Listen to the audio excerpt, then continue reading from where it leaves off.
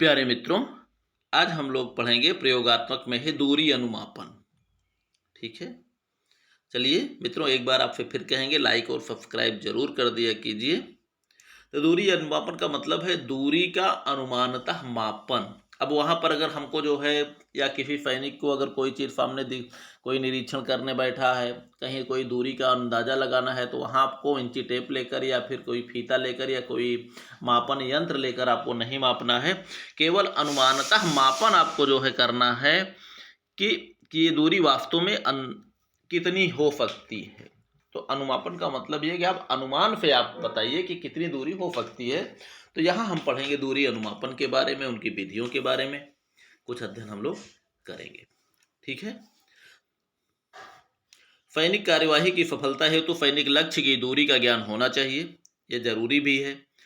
और प्रत्येक सैनिक के लिए यह आवश्यक है कि बिना किसी दूरी मापक यंत्र की सहायता के लगभग ठीक दूरी का अनुमान लगा सके। भाई हम लोग भी अगर बहुत सारा अनुभव करते हैं तो एक अनुमानतः दूरी का अनुमापन कर सकते हैं। अब ये बात दूसरी है कि हमारी दूरी मान लीजिए कोई 10 मीटर है तो हम अंदाज में 9.5 बता दें या 11 बता दें, वो दूसरी चीज़ है। लेकिन ये नहीं कहेंगे कि 10 मीटर है तो ये 5 ही मीटर है या 2 ही मीटर, ऐसा नहीं होगा, या 20 मीटर, ऐसा नहीं होगा। केवल एक अनुमानतः मापन हम कर सकते हैं ताकि उसके आधार पर कार्यवाही की जा सके। ठीक है, क्योंकि आगे देख सकते हैं लगभग ठीक दूरी का अनुमान लगा सकें, क्योंकि युद्ध क्षेत्र के अंतर सैनिक कार्यवाही इतनी तीव्रता से की जाती है कि सब जगह दूरी मापने के लिए किसी मापक यंत्र का प्रयोग नहीं किया जा सकता और ना ही इतना समय होता है कि ऐसी स्थिति में दूरी अनुमापन के लिए सैनिकों को पहले से ही प्रशिक्षित कर दिया जाता है। ठीक है, यानी जब ये रहता है सैनिक कार्यवाही तेजी से हो रही है या फिर इतना समय नहीं होता कि हम उसको आराम से फिर उसको दौड़ के हम रस्सी से या फिर अन्य किसी मापक यंत्र से मापें, तो इसके लिए सैनिकों को पहले से ही ये थोड़ा सा ट्रेनिंग दे दी जाती है कि अंदाजा आप कैसे लगाएंगे या कितनी विधियों से जो है आप दूरी का एक मापक करें, दूरी का आप अंदाज लगा सकते हैं कि कितनी दूरी जो है ये होगी। ठीक है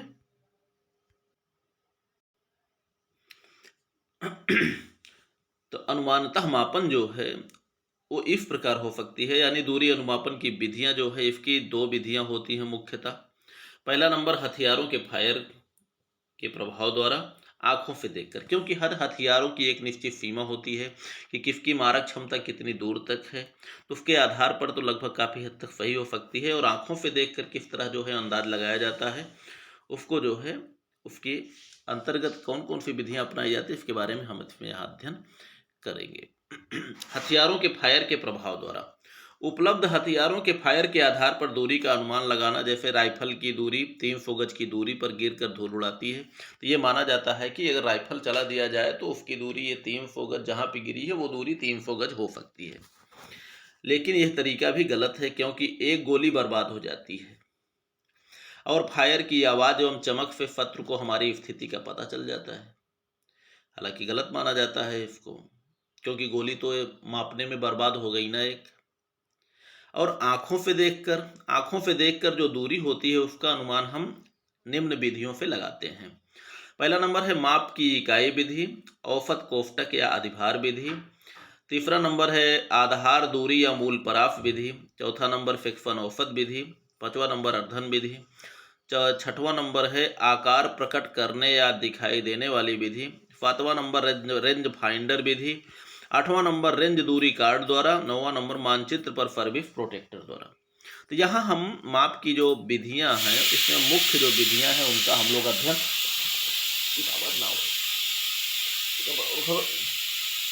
माप की विधियों का हम लोग अध्ययन मुख्य विधियों का अध्ययन हम लोग करेंगे। देखिए पहले माप की इकाई विधि क्या है। इस विधि द्वारा सामने के 100 गज के क्षेत्र को किसी नापने वाले साधन से नाप लेते हैं या कदमों से भी माप सकते हैं। 130 कदम बराबर 100 गज होता है लगभग। इसके बाद हम इसी माप को इकाई मानकर अनुमानतः अपने लक्ष्य की ओर बढ़ते हैं, लेकिन 400 गज के बाद इसमें त्रुटियां आ जाती हैं। कहने का मतलब वही चीज़ है, जैसे हम एक निश्चित दूरी को कोई सामने जो है कोई 100 गज के क्षेत्र को माप लेते हैं, 120 कदम हम चले तो हमें पता चल जाता है कि इतनी दूरी 120 कदम हो सकती है। तो उसी के अनुसार जो है हम एक अंदाज़ा लगा सकते हैं कि वो जो दूरी सामने हमको जो मापना है वो कितना कदम हो सकती है, क्योंकि सामने हम छोटी सी एक मापनी बनाकर उसको आंखों से देख चुके होते हैं, लेकिन ज़रूरी नहीं है कि वो मापनी आपकी सही हो। ठीक है, 400 गज के बाद तो त्रुटियां आ ही सकती हैं। 120 यानी एक निश्चित दूरी तक तो हम अंदाजा से अब सही कर सकते हैं, लेकिन लंबी दूरी मापना हुआ तो वहां हमारा अंदाजा गलत भी हो सकता है, यानी त्रुटि आ जाएगी अपने आप। अगला है औसत या कोष्टक या अधिभार विधि। इस विधि द्वारा लक्ष्य की अधिकतम एवं न्यूनतम दूरी का अनुमान लगाकर उसको जोड़कर या उसका आधा कर देते हैं। जैसे हम लोग कभी कहते हैं ना कि ये अधिक कम से कम इतनी दूरी तो है ही, फिर उसको कहते हैं कि ज़्यादा से ज़्यादा इससे ज़्यादा भी नहीं है, तो उसी दोनों दूरियों को हमको क्या करना है, औसत निकाल लेना है। यानी दोनों को जोड़िए। अगर हम जैसे कहते हैं कि ये दूरी जो है लगभग यार अधिकतम जो है ये 50 मीटर है, फिर कहेंगे कि अधिकतम 50 मीटर है लेकिन ये 45 से कम भी नहीं है, अब 50 से ज़्यादा भी नहीं है, तो उसको हम इस तरह कह सकते हैं कि 45 + 50/2, तो वो कहते हैं औसत या कोष्टक अधिभार विधि उसे कहा जाता है। यानी एक अनुमानता है, अनुमान में आप समझ सकते हैं केवल लगभग भी दूरी निकल सकती है, सही भी हो सकती है, गलत भी हो सकती है। ठीक है, अगला है आधार दूरी या मूल परास विधि। इसमें दूरी की माप किसी परिचित स्थान या चिन्ह से लिया जाता है जिसकी दूरी पहले से ही ज्ञात होती है। कहने का मतलब जैसे खंभे गड़े होते हैं, टेलीफोन के खंभे गड़े होते हैं, और क्या बोलते हैं सड़क पर जो है जो पत्थर गड़े होते हैं, तो अंदाज लगाया जाता है ये पत्थर 1 किलोमीटर पे गड़ता है, कहीं कहीं पर 100 मीटर के भी पत्थर गड़े होते हैं।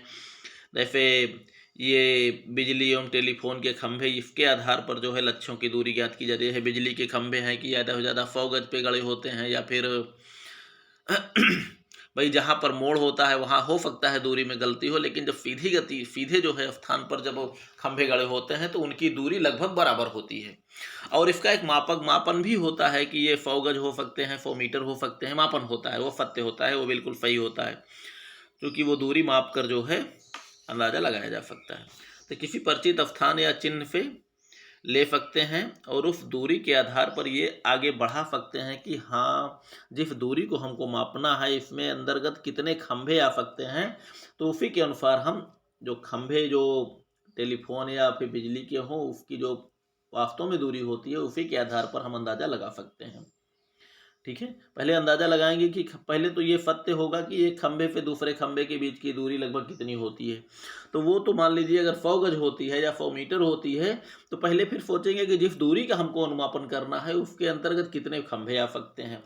5 खंभे का अंदाज़ा लगा रहे हैं तो ये मान लेंगे 500 गज हो सकता है, 5.5 मान सकते हैं कि 500 या 5 खंभे से ज़्यादा आएगा तो कुछ और बढ़ा सकते हैं, तो यानी अनुमानतः मापन आपका काफ़ी हद तक कुछ जो है निकल सकता है। इसे हम लोग कहते हैं आधार दूरी या मूल परास विधि। अगला है सेक्शन औसत विधि। इस विधि में हम लोग करते क्या है कि सेक्शन के जितने सैनिक होते हैं उन सबसे पूछेंगे, section number 1, section number 2, rifleman number 1, rifle number 2, and दसियों लोग नायक और सब जो है उसका अंदाज़ा लगाएं। कोई कहेगा 20 मीटर है, कोई कहेगा 100 मीटर है, कोई कहेगा 150 है, कोई कहेगा 120 है, कोई कहेगा 110 है, कोई कहेगा 105 है, कोई कहेगा 95 है, कोई कहेगा 90 है। तो यानी सबका एक जो है जब दूरी सबकी लिख ली जाती है, उसके बाद उसी दूरी को जोड़कर उनका औसत निकाल लिया जाता है, जिसे हम लोग कहते हैं सेक्शन औसत विधि। ठीक है, इस विधि में सेक्शन के सैनिकों से लक्ष्य की अनुमानित दूरी पूछी जाती है। इसके बाद अविश्वसनीय एवं मूर्खतापूर्ण अनुमानों को छोड़कर सभी अनुमानित दूरियों को जोड़कर औसत दूरी निकाल ली जाती है और यही लक्ष्य की औसत दूरी मान ली जाती है। इसमें मूर्खतापूर्ण अनुमानों का मतलब यही है कि सामने अगर 100-150 मीटर अगर दिख रहा है, कोई कहे 500 मीटर है, तो उसको मूर्खतापूर्ण ही माना जाता है। भाई 150 दूरी, 150 तक अगर वास्तव में दूरी है तो हम उसका 160 अंदाजा कर सकते हैं, 70 कर सकते हैं, 200 तक कर सकते हैं। इधर जो है न्यूनतम में हम उसका जो है 120-25 तक कर सकते हैं, लेकिन उसका अगर हम कहेंगे कि नहीं ये 300 मीटर, 400 मीटर, 500 मीटर है, तो उसे मूर्खतापूर्ण अनुमान ही कहा जाता है। तो उनको आप निकाल दीजिए, बाकी जो लग रहा हो अंदाज में थोड़ा 10-5 इधर उधर, 10-5 इधर उधर, 10-15-20 इधर उधर मीटर में, तो उसको आप लिखकर उसका औसत आप निकाल कर अनुमानतः दूरी माप सकते हैं। अगला है अर्धन विधि। इस विधि में अपने स्थान और लक्ष्य के मध्य में किसी एक चिन्ह को चुन लिया जाता है और चुने हुए स्थान की अपने स्थान से अनुमानित दूरी को दूना करके लक्ष्य की दूरी का अनुमान लगा लिया जाता है। भाई दूरी जैसे जो भी दूरी है, जिस चिन्ह की हमको दूरी मापनी है, पहले ये अंदाजा लगाया जा सकता है कि ये जो चिन्ह है उसके आधे दूरी पर है, यानी जो पहले आधा होगा उसको आप पहले उसको आप मापिए। जो आधी दूरी आपका अगर आप अनुमानतः अगर माप लिए तो उसी का लगभग आप दूना करके ये जो है आप अर्धन विधि से दूरी का अनुमान लगा सकते हैं। अगला है आधार प्रकट या दिखाई देने वाली विधि। इसमें जो है एक प्रकार से मानव को यह देखा जाता है कि सामने कितनी दूर तक एक मानव का चेहरा दिखाई देता है स्पष्ट रूप से, फिर कुछ दूर व्यक्ति जाता है तो उसका चेहरा स्पष्ट नहीं दिखाई देता, केवल मानव दिखता है। फिर और दूर चला जाता है तो यह माना जाता है कि मानव की आकृति है हिलडुल रही है, उसकी जो है पैर वगैरह स्पष्ट रूप से दिखाई नहीं देते। ठीक है, तो उसी तरह जो है इसका भी अंदाजा लगाया जा सकता है। अब इसमें देखेंगे जैसे इसमें किसी के आकार को देखकर दूरी का अनुमान लगाया जा सकता है। जैसे एक चलता हुआ मानव का शरीर 200 मीटर तक स्पष्ट दिखाई देगा, यानी आप चेहरे पे पहचान सकते हैं। 300 मीटर तक कुछ अस्पष्ट होगा, लेकिन चाल से पहचाना जा सकता है कि फला व्यक्ति है, उसकी चाल ऐसी है, देखने में वैसे ही लग रहा है। हम लोग कह देते हैं ना कि जैसे कोई व्यक्ति, अरे वो फला व्यक्ति आ गया। फिर उसके बाद जो है और दूर अगर वो चला जाता है, दूर से हम देखते हैं तो हम कहते हैं कि हाँ यार वो अमुक व्यक्ति या फला व्यक्ति, हाव भाव से तो ऐसे लग रहा है, जो आने की विधि है वही लग रहा है कि हाँ वही हो सकता है। ठीक है, इतना हम कह सकते हैं, लेकिन चेहरा जो है अस्पष्ट हो जाता है। फिर 500 मीटर पर शरीर हिलता और डुलता दिखाई देता है कि हाँ कोई चल रहा है। 600 मीटर पर शरीर बिंदुवत दिखाई देगा। इसी के आधार पर लक्ष्य की दूरी को ज्ञात कर लिया जाता है। एक प्रकार से ये आँखों की स्थिति को देखकर जो पहले से ही निर्धारित है कि इतनी दूर तक चेहरा पहचान में आएगा, उसके बाद तक अस्पष्ट होगा, नहीं पहचान में आएगा, केवल चाल से पहचाना जाएगा। 400 मीटर दूरी जाएगा तो बिल्कुल अस्पष्ट हो जाएगा, एकदम नहीं पहचाना जाएगा। 500 मीटर पर शरीर केवल हिलता डुलता ही नजर आएगा कि हाँ कोई व्यक्ति चल रहा है। और 600 मीटर पर शरीर बिंदुवत, यानी बिंदुवत अगर दिखाई दे तो समझ लीजिए 600 मीटर की दूरी पर है। उसी आधार पर समझ लीजिए इसमें दूरी का अनुमानतः मापन आपको करना है।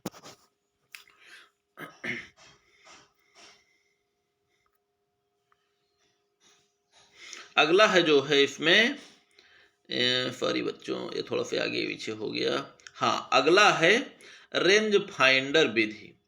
रेंज फाइंडर विधि में यह एक प्रकार का यंत्र होता है जो सेक्शन के पास नहीं होता। इसे तोपखाना यूनिटें ही प्रयोग करती हैं। यही इस यंत्र के द्वारा भी दूरी का सही ज्ञान प्राप्त कर लिया जाता है। बच्चों फिलहाल रेंज फाइंडर जो होता है, चूँकि हम लोगों को नहीं पढ़ाया गया है, हम लोगों ने देखा भी नहीं है। अब चूँकि जो तोपखाना की यूनिट के पास है, आजकल कॉलेजों में हर बहुत सारे यंत्र तो होते नहीं। ठीक है, तो रेंज फाइंडर विधि केवल आपको इतना ही बता सकते हैं हम कि एक यंत्र होता है जो कि हम लोगों ने नहीं देखा है। ठीक है, अब इसके द्वारा सही ज्ञान प्राप्त कर लिया जाता है। ठीक है, इतना ही आपको बता सकते हैं, लेकिन रेंज फाइंडर क्या होता है, कैसे होता है, किस प्रकार मापा जाता है, इसके बारे में हम आपको नहीं बता सकते, क्योंकि हमने खुद भी नहीं देखा है। ठीक है, अगला है मानचित्र पर सर्विस प्रोटेक्टर द्वारा। मित्रों, सर्विस प्रोटेक्टर एक उपकरण होता है, यह बिल्कुल पटरी जैसी होती है। ठीक है, 15 इंच लंबा हो, 15 सेंटीमीटर लंबा और 5 सेंटीमीटर चौड़ा हो, तो फिर बहुत सारे खाने बने होते हैं जिसके द्वारा हम कोण वगैरह माप सकते हैं, दूरी वगैरह माप सकते हैं। ये सर्विस प्रोटेक्टर द्वारा मानचित्र पर दो स्थानों के बीच की दूरी को मापकर मापक रेखा की मदद से उन दोनों की धरातलीय दूरी ज्ञात की जा सकती है। ये सही है, ये काफ़ी हद तक सही बता सकता है कि दो स्थानों की जिनके बीच की दूरी हमको निकालना है, हम सर्विस प्रोटेक्टर से अगर निरीक्षण करना है तो सीधे माप सकते हैं। अगर वहाँ पर जाना है तो जो सड़क वहाँ से वहाँ तक गई है, वो सड़क की दूरी को हम सर्विस प्रोटेक्टर के द्वारा हम माप कर काफ़ी हद तक बिल्कुल सही दूरी का अनुमान हम लगा सकते हैं। ठीक है, सर्विस प्रोटेक्टर एक पटरी जैसी होती है पट्टी, और प्लास्टिक की भी हो सकती है, कागज़ की पट्टी हो सकती है, एल्युमिनियम की हो सकती है, चद्दर की हो सकती है। तो समझ लीजिए वो होता है सर्विस प्रोटेक्टर। ठीक है, आगे आपको सर्विस प्रोटेक्टर के बारे में बताया भी जा सकता है। अब देखते हैं सिलेबस में आपके कहाँ पर है। ठीक है, और दूरी अनुमापन को प्रभावित करने वाले जो तथ्य होते हैं उसके बारे में भी हम थोड़ा अध्ययन कर लेंगे। दूरी अनुमापन है तो किसी भी विधि से सही अनुमान नहीं लगाया जा सकता। दूरी के अनुमापन पर मौसम, प्रकाश तथा भूमि की प्रकृति का विशेष प्रभाव पड़ता है, जिसके कारण दूरी का अधिक या कम अनुमान लगाया जाता है। लक्ष्य अधिक निकट तब दिखाई देगा जब सूर्य की चमक सीधी पड़ रही, सूर्य की चमक लक्ष्य पर पड़ रही हो तो लगेगा कि बिल्कुल नज़दीक है। लक्ष्य अन्य बनावटों की तुलना में अगर ज़्यादा बड़ा हो तब भी लगेगा कि ये नज़दीक है। जैसे हम लोग कभी कभी देखते हैं ना, ये पहाड़ दिख रहा है सामने, बड़ा होता है तो, लेकिन हमको लगता है अरे बिल्कुल सामने दिख तो रहा है, लेकिन जाते जाते ऐसा लगता है कि बहुत दूर है ये पर्वत, लेकिन देखने में बड़ा होता है तो हमको लगता है नज़दीक है। ठीक है। अगला है अवलोकक व लक्ष्य के बीच कुछ छिपी भूमि हो। भाई अवलोकक का मतलब देखने वाला, और सामने लक्ष्य का मतलब जो सामने दिख रहा हो। भाई अगर ऊंचाई पे अगर बहुत लंबा है, ऊंचा है, तो दिखने में लगेगा कि बहुत ही नज़दीक है, लेकिन जब वहां तक हम पहुंचने लगेंगे ना, तो रास्ता इतना इधर उधर होगा या फिर इतनी दूरी हो सकती है जिसका हम अंदाजा नहीं लगा सकते हैं, लेकिन दिखने में लगेगा नज़दीक है। अवलोकक पहाड़ी की ऊंचाई की तरफ अगर देख रहा हो, वही बात तो हमने बता ही दिया, पर्वत आपको दूर से बड़ा दिखाई देगा, लेकिन जो है पहुंचते पहुंचते जो है आपको लगेगा कि अरे बहुत दूर है। भूमि अगर बर्फ से ढकी हुई है तब भी जो है लक्ष्य आपको नजदीक दिखेगा। और लक्ष्य अधिक दूर दिखेगा कब दिखेगा? जब रोशनी हल्की हो या लक्ष्य के पीछे से आकर देखने वाली आंखों पर पड़ रही हो। ठीक है। लक्ष्य अन्य बनावटों की तुलना में छोटा हो, देखने वाला घाटी के आर पार देख रहा हो, लक्ष्य किसी नीची सतह पर स्थित हो, दृष्टि रेखा लक्ष्य तक किसी तंग मार्ग से गुजर रही हो, या लक्ष्य को लेट कर देखा जा रहा हो, तो इस स्थिति में लक्ष्य अधिक दूर दिखाई देगा, जबकि वास्तव में अधिक दूर वो नहीं होगा। मित्रों, ये इस तरह जो है ये अध्याय भी समाप्त हो गया। उम्मीद करता हूँ आपको समझ में आया होगा। फिलहाल ये बहुत सारी चीज़ें इसमें ऐसी हैं ना जिनका प्रयोग सेना वाले करते हैं, तो बहुत सारी जानकारी हम लोगों को खुद भी नहीं होती, तो ये हम आपको सिर्फ अध्ययन के आधार पर ही कुछ चीज़ें समझाने का प्रयास कर सकते हैं। ठीक है। बाकी पढ़िए लिखिए, मस्त रहिए, खुश रहिए। मित्रों, लाइक और सब्सक्राइब चैनल को जरूर कर दिया कीजिए। ठीक है। चलिए, खुश रहिए।